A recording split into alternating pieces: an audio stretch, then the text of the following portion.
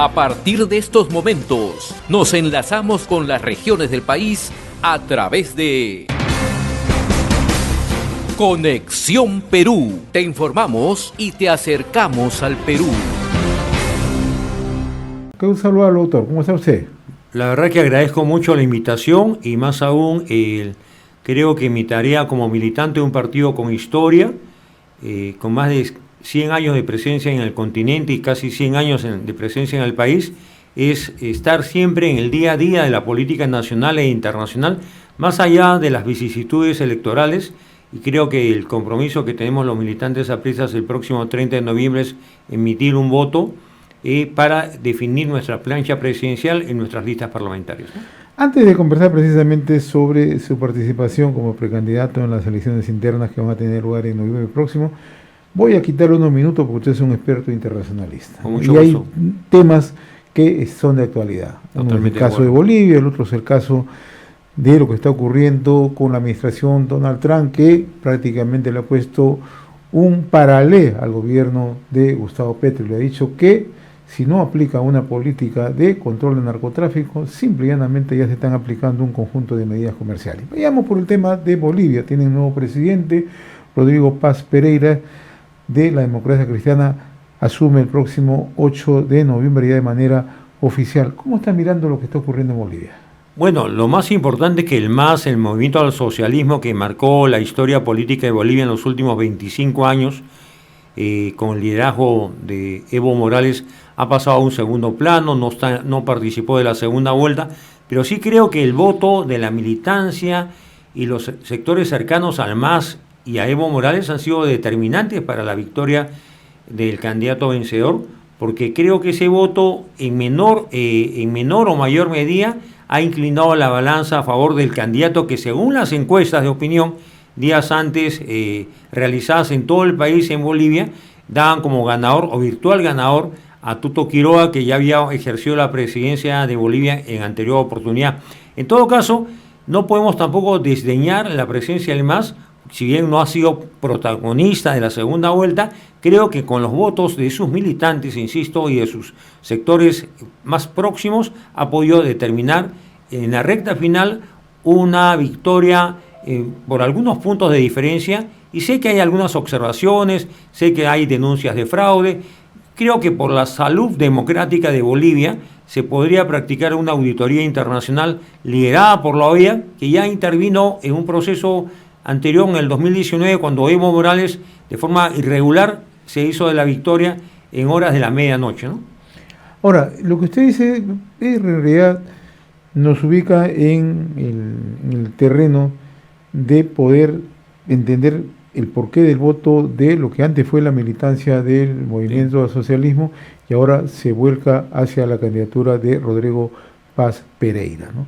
Y hay quienes dicen que este es un voto de rechazo a Evo Morales, por un lado, porque también hay quienes dicen que Evo Morales ya no tiene la capacidad de endoso como él pretende de otra manera inclinar, digamos, algún tipo de preferencia en estos momentos. Y eso simplemente es un voto de rechazo, y el hartazgo de estos sectores, estos bolsones que antes pertenecían al MAS, ahora se vuelcan a un partido de la centro derecha como es la Democracia Cristiana de Rodrigo Paz. Bueno, yo creo que el pueblo boliviano sufre en carne propia los despropósitos de los procesos de nacionalización de hidrocarburos, del gas, las políticas de subsidios ilimitados, control de precios, la escasez de dólares, ¿no? La carestía, las colas, la escasez de alimentos de primera necesidad, y creo que ha tomado conciencia de que las políticas de gobierno no pueden ser extremadamente generosas y dadivosas como si el Estado no tuviera límite en el gasto, y creo que han aprendido de sus errores a un alto costo social, y por eso el voto de castigo ha sido al MAS en la primera vuelta. Y aunque Evo Morales tenía una distancia abierta aparentemente con Luis Arce, el presidente en ejercicio, también el MAS, y pidió Evo Morales el voto nulo, ¿no? No tuvo mayor eco porque la representación del voto nulo en los escrutinios de la primera vuelta fue bastante escasa. Sin embargo, creo que estos partidos ideologizados, con un mandato popular discutible, porque en todo caso la militancia se puede reducir del MAS a su mínima expresión, hay que estar observando qué papel van a cumplir en el próximo gobierno, si se van a movilizar en contra de las medidas económicas que se hacen necesarias, casi indispensables. Se habla de un shock en menor o mayor intensidad para poder ajustar las cuentas fiscales, poder ajustar el presupuesto de la República y poder recuperar reservas, porque se habla que Bolivia tiene muy escasas reservas internacionales en medio de una crisis casi generalizada de su economía, donde además el sol peruano es una moneda transable en las calles y plazas de las principales ciudades de Bolivia, ¿no? Ahora, aquí hay otro tema. Todos hablan que es el fin de más de 2 décadas de movimiento al socialismo del MAS, pero hay tareas inmediatas que va a tener que cumplir Rodrigo Paz, y esto ya no va a ser seguramente un tema a largo plazo, sino en el corto plazo. Primero, el tema económico, que es fundamental, ¿no? Devolver la tranquilidad, devolver la confianza en los agentes económicos, no internos, sino internacionales. Sí. Porque Bolivia en estos momentos tiene una caja fiscal casi en cero. Esa es la realidad de los hermanos en Bolivia. Punto 1. Pero el tema más difícil, doctor Torres Iriarte, es que se dice que cómo va a ser el gobierno de Rodrigo Paz Pereira para desmontar el aparato del Estado dejado por el MAS.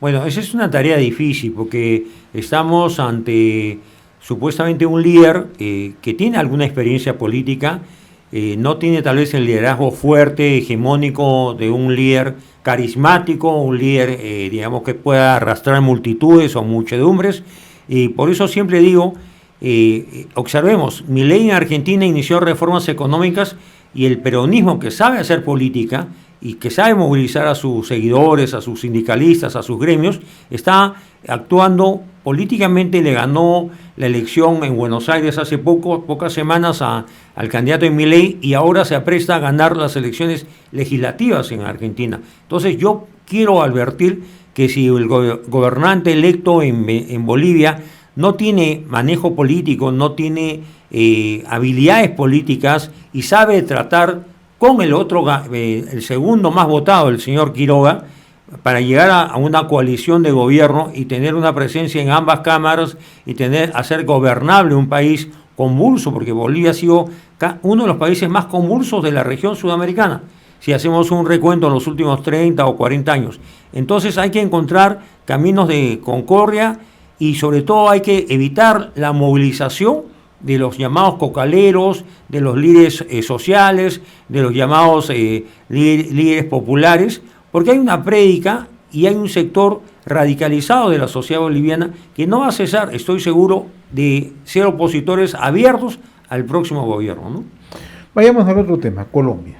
El último domingo, muy temprano, Donald Trump le advirtió al gobierno de Colombia, fundamentalmente a su presidente, Gustavo Petro, que era simple y llanamente una persona que estaba al servicio del narcotráfico, y lo puso en comparación, lo comparó con Nicolás Maduro, pero inmediatamente han tomado un conjunto de medidas comerciales y lo de ayer ya medidas arancelarias.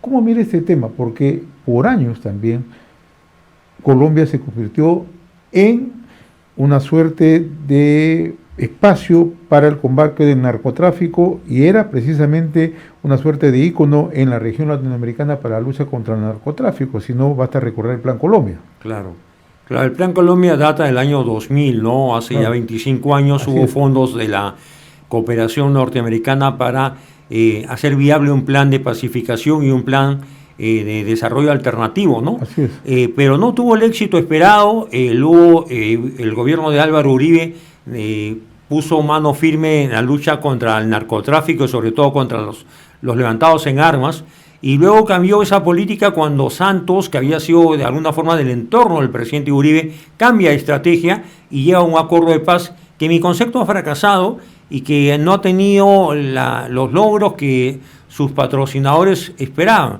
porque aún el Ejército de Liberación Nacional sigue en armas, un sector disidente de la FARC sigue en armas, claro. Y el presidente Petro, que en la Asamblea de Naciones Unidas hace poco, en septiembre, pareciera que no entendió que es un estadista, un jefe de Estado, y dio un discurso de más de 40 minutos demagógico, irresponsable y muy agresivo, ¿no? Y creo que la administración norteamericana tiene claro que esa tarde, en la Asamblea de Naciones Unidas en Nueva York, el presidente Petro representó a Nicolás Maduro, que por razones razones que puedo explicar en un momento, no asistió a la Asamblea de Naciones Unidas porque hay órdenes de arresto internacional contra Nicolás Maduro. Entonces, hay que ser muy ingenuos para no darnos cuenta que hay una sociedad política entre Nicolás Maduro y Gustavo Petro.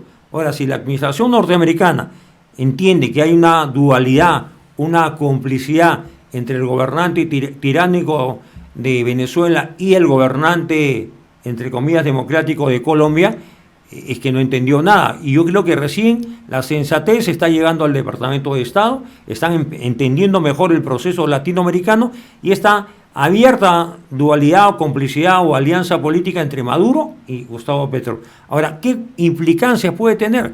Colombia tiene elecciones el próximo año. El gobierno de Colombia o Petro termina su mandato en agosto. Las elecciones van a ser unos meses antes, primera y segunda vuelta. Creo que las fuerzas del pacto histórico que llevó a la presidencia a Gustavo Petro como una coalición de partidos se ha desmembrado, ¿no? Su gobierno no tiene el aprecio de un sector importante de colombianos, ha fracasado el impulso a sus principales reformas, ha entrado la violencia política en la campaña preelectoral, el asesinato de este joven senador precandidato presidencial, Uribe Turbay, marcó los últimos meses de la política colombiana. Así que creo que Petro es un hombre que sabe hacer política, y política agresiva, y ha sido un agente y un militante de un movimiento terrorista. Neto. Además, es un conspirador neto. Entonces, yo creo que este tipo de escenarios a él le conviene, porque va a agitar su discurso, va a multiplicar sus voces demagógicas, pero creo que los tiempos de Maduro y de Petro están terminando, y podría yo expresar por qué están terminando, ¿no? Porque, como dije hace unas semanas en una columna de opinión, todo tiene su final, y si bien en la política hay ciclos y contraciclos, creo que el ciclo de Maduro está finalizando, y la prueba de que Maduro no es un revolucionario es que le mandó una extensa carta a Donald Trump tratándolo como excelentísimo señor presidente y ofreciéndole prácticamente todos los recursos naturales de Venezuela, a cambio que lo deje gobernar. Entonces, estos revolucionarios falsos, como yo los llamo, no mantienen su posición antiimperialista en momentos decisivos, y yo creo que el pueblo de Venezuela, espero que el pueblo civil, aquel que se movilizó en apoyo a Edmundo González, aquel que vitorió a la señora Corina Machado, que ahora ha sido reconocida con el Premio Nobel de la Paz que será entregado en diciembre, creo y espero que reaccione, porque yo estoy convencido que los Estados Unidos no va a invadir Venezuela. Ya no son los tiempos de los marines de hace 30, 50, 80, 100 años, cuando tropas norteamericanas tomaban posesión de territorios que eran soberanía de otros estados para imponer su ley. Esos tiempos ya han concluido. No quiere decir que no hay imperialismo, sigue habiendo imperialismo, pero bajo otros métodos y formas de hacer políticas de control. Entonces, ojalá por el bien de Venezuela que la democracia sea restablecida, que Maduro se ponga derecho, sea encarcelado, o tal vez la salida política sea un exilio dorado, que entiendo es una arma posible dentro de un escenario de negociaciones, ¿no? Pasemos del tema del análisis de política internacional un poco ya a la situación en el país. Yo lo comentaba al iniciar la conversación, doctor Torres Iriarte, que usted va a participar en las elecciones internas de su partido, el Partido Aprista Peruano. Tiene lugar ahora en noviembre, es precandidato en una de las planchas presidenciales, ¿no? Así es. ¿Cómo está caminando el proceso interno? Porque yo en realidad sí debo destacar. Uno puede tener sus diferencias con los partidos políticos, no puede tener afinidades, pero cuando uno mira que los partidos políticos son una base de la democracia y que estos están funcionando, hay que salvar esto, porque lo que pasa en nuestro país, desmontar los partidos políticos, es parte de la crisis que estamos viviendo en este momento. Claro, coincido con su análisis, ¿no? Creo que la ley de partidos políticos, que ya tiene más de 20 años, y la serie de normas complementarias que se han dado en el país para supuestamente institucionalizar a los partidos, han terminado debilitándolos. Y la reforma política que Martín Vizcarra promovió en el 2018, y que tuvo como mentor técnico a Fernando Tuesta Soldevilla ha fracasado. ¿Por qué? Porque en vez de tener mejores partidos y orgánicos y nacionales, tenemos más de 36 partidos o 37 y algunos en lista de espera para su reconocimiento ante el Jurado Nacional de Elecciones, lo que significa algo desproporcionado para un electorado que llega a los 27 millones, para un país donde la militancia política se ha reducido a su mínima expresión y donde un partido histórico como el APRA, fundado por Aya La Torre, no siendo gobierno y no siendo parte del actual Congreso, sin embargo ha seguido funcionando como partido a nivel nacional, y por eso su padrón de electores, con miras a las elecciones del 30 de noviembre, que son elecciones internas, pueden dar derecho a votar a cerca de 50.000 militantes en todo el país bajo la supervisión de la OMPE. Yo me honro en presidir una plancha presidencial como precandidato a la presidencia. ¿Cuántas precandidaturas desde el momento? Exactamente, según la información que ayer publicó el Tribunal Nacional Electoral del APRA, son 15 planchas presidenciales. 15 planchas presidenciales, cada plancha está acompañada de un presidente, 2 vicepresidentes, y la más votada será la que represente en la próxima elección de abril al APRA en la contienda nacional. ¿Usted confía que se va a respetar la decisión final? Bueno, las elecciones internas son manejadas por el Tribunal Nacional Electoral del APRA, que tiene presencia nacional, hay tribunales regionales, provinciales, y además el padrón lo maneja la RENIEC, en base a la información dada por el Jurado Nacional de Elecciones. Hay un corte, ¿no? Por ejemplo, no han podido ser elegidos o elegibles sino los militantes que estaban inscritos hasta el 12 de julio del año 24. Y los que se han inscrito después pueden votar, pero no pueden ser elegidos. O sea, hay ciertas reglas. Y la supervisión el día de las elecciones va a estar a cargo en todo el país por la OMPE. Entonces se entiende que más allá de la democracia interna del APRA, como partido nacional, va a haber una supervisión externa por parte de la OMPE, y se entiende que los resultados nacionales se conocerán en las siguientes horas con la supervisión de la OMPE, ¿no? ¿Su lista quiénes lo acompaña? Bueno, tengo el gusto de poder anunciar que me acompaña un luchador social, un antropólogo de carrera con muchas publicaciones, doctor Orlando Loaiza, trujillano, chapista, japista, miembro del Comando Universitario Aprista de los años 70, una persona muy preocupada en los temas de nutrición infantil, lucha contra la anemia, un estudioso de la historia nacional, ha visitado otros países y ha trabajado en otros países de la región sudamericana, y me acompaña a la segunda vicepresidencia la doctora Fanny Ríos Galdó, que es una profesional de la medicina, con casi 30 años de servicios prestados al Seguro Social, ¿no? Ahora, el APRA en estas elecciones internas tiene un nivel de participación que es una mixtura, jóvenes y veteranos políticos, ¿no?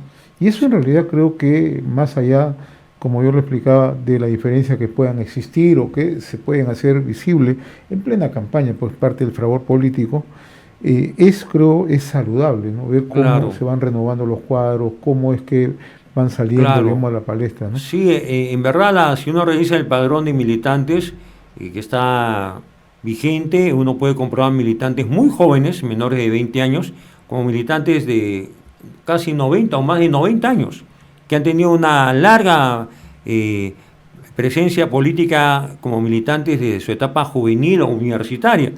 Porque algo que caracteriza al APRA es que, sobre todo sus militantes más leales, han tenido una militancia ininterrumpida, sea haya sido el APRA gobierno, oposición, haya tenido libertades para participar en la política nacional o haya sido un partido perseguido.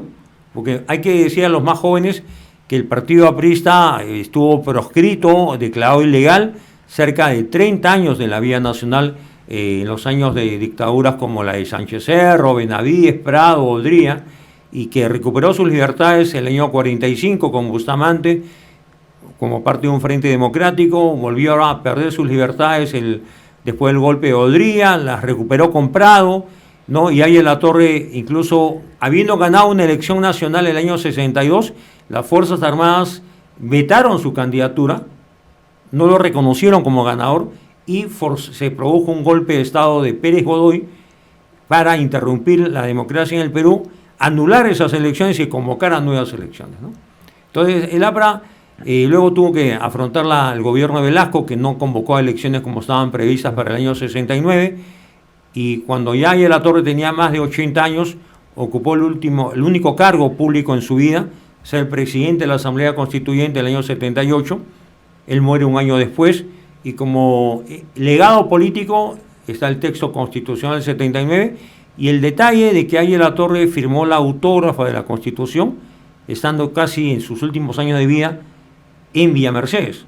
Entonces uno revisa la autógrafa original de la Constitución del 79 y se comprueba un trazo, ¿no?, de tembloroso, de un hombre ya casi agónico, ¿no?, pero con un deber moral de poner punto final a un proceso constituyente que abrió el camino al retorno a la democracia en 1980. ¿Cuántos años tiene usted en militancia, doctor Dorras? Mire, yo podría decir que milito en el APRA desde que ingresé a la Universidad Católica y ya me estoy acercando a los 50 años, ¿no? Yeah. Entonces, incluso desde la etapa escolar, quienes han compartido aulas conmigo pueden dar fe de que, si bien no era un militante porque no tenía la edad mínima, pero sí hablaba de política y hablaba de asuntos nacionales e internacionales que me permitían a mí diferenciarme de otros jóvenes que tenían otras prioridades, ¿no?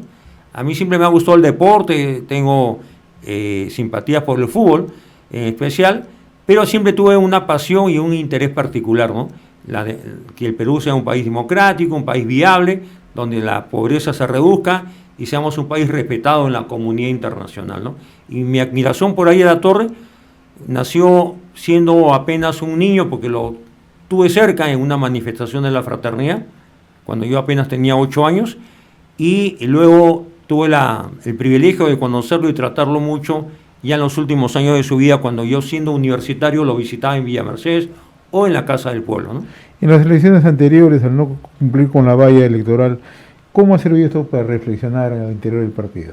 Bueno, el APRA perdió su inscripción el 2021 porque no pudimos participar. Así, no participaron.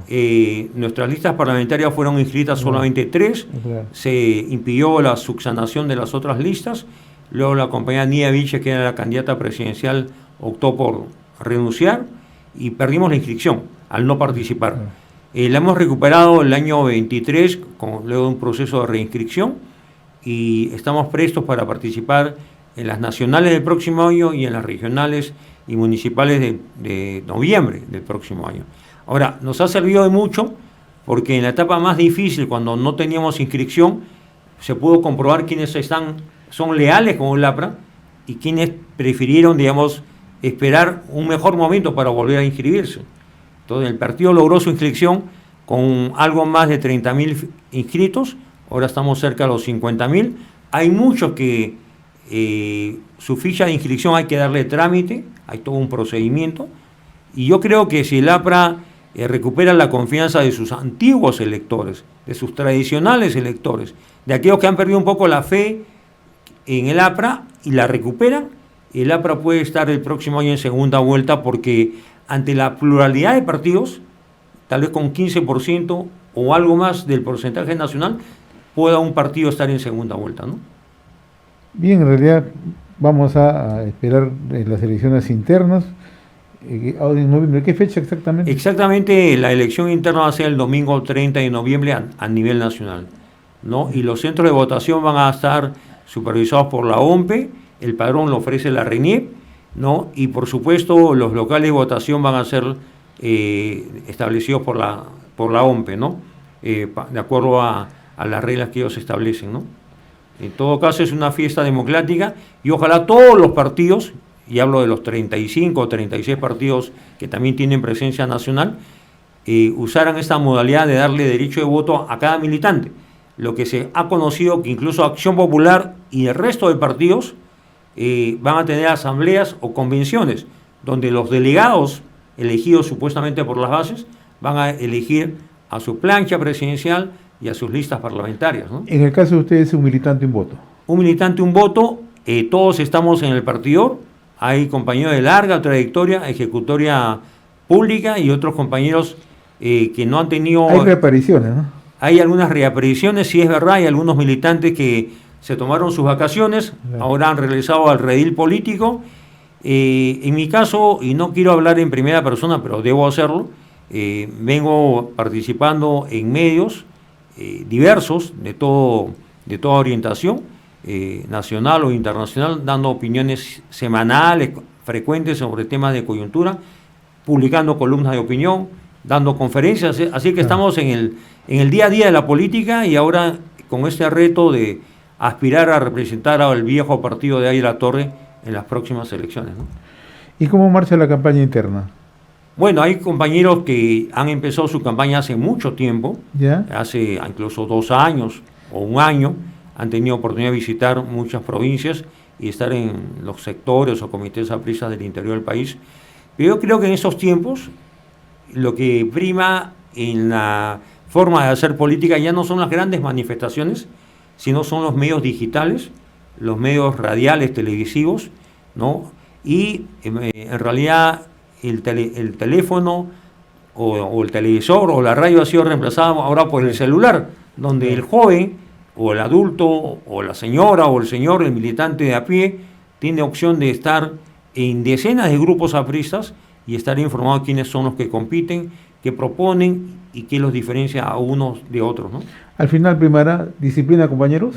Yo creo que sí, porque el gran adagio del APRA ha sido siempre la fe, la unión, la disciplina y la acción, y la disciplina, que fue lo que animó a varias generaciones, ha permitido que un partido tan perseguido y tan puesto en apuros se mantenga vivo a pesar del tiempo, y claro, quien gane, quien sea reconocido como ganador de la interna del APRA, agrego a los diputados, senadores, tendrán el apoyo de toda la militancia y sobre todo de la ciudadanía que no milita en el APRA, que está dispuesta a votar por el APRA y sobre todo, en mi caso personal, yo me he propuesto hablar de Águila Torre, del APRA, de su historia, hablar de hoy y hablar del mañana, porque el mundo, usted mejor que nadie lo sabe, está cambiando aceleradamente y hay fuerzas de un sector o de otro sector pugna por la supremacía mundial, y el Perú es un país que tiene que saber tratar con los grandes bloques del mundo y con los grandes agentes imperialistas, porque Estados Unidos sigue siendo un país imperialista, más aún con Trump a la cabeza. La Rusia de Putin no ha dejado de ser un país con vocación imperialista, y la China, aparentemente generosa, tiene pues una vocación de ser la primera potencia en el mundo y dominar el mundo de sus estrategias ya planeadas por el Politburó del Partido Comunista Chino, ¿no? Doctor José Antonio Torres Iriarte, yo le agradezco los mejores éxitos en las relaciones internacionales. No, al contrario, muchas gracias por la oportunidad y siempre puede contar conmigo para estar en el día a día del acontecer nacional e internacional. Estaremos molestando como siempre lo hacemos. Muy amable. Hemos presentado Conexión Perú. Mañana retornamos para seguir informando y acercándote al Perú a través de Conexión Perú.